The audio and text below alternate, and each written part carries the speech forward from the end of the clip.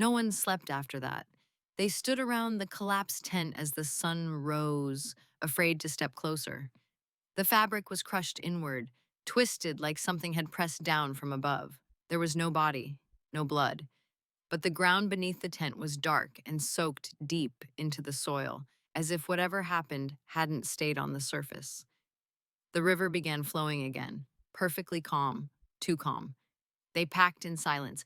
No one spoke about the grooves in the dirt leading into the water, wide, deep marks that looked less like footprints and more like drag trails.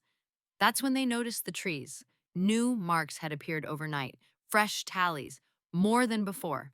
The humming returned just after noon, clearer now, structured, counting. They tried to leave. Every direction led them back to the clearing. The forest folded in on itself, familiar trees appearing again and again, each one carved with new tallies. One of them began to panic. The humming grew louder. Another tried to scream for help.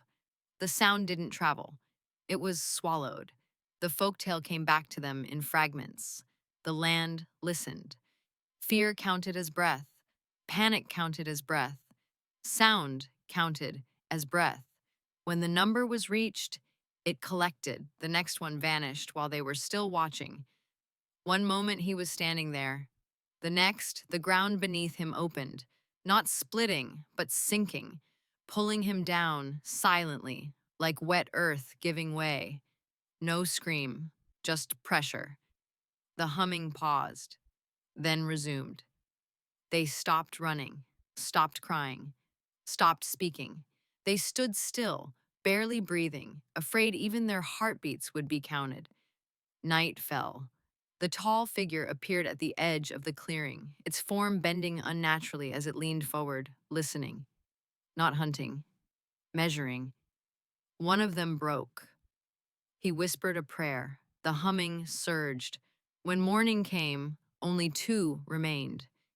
Search teams found the campsite days later, two untouched tents, a cold fire, and trees carved with tallies that didn't stop at human height. The official report said the others drowned. The locals said the land was quiet again.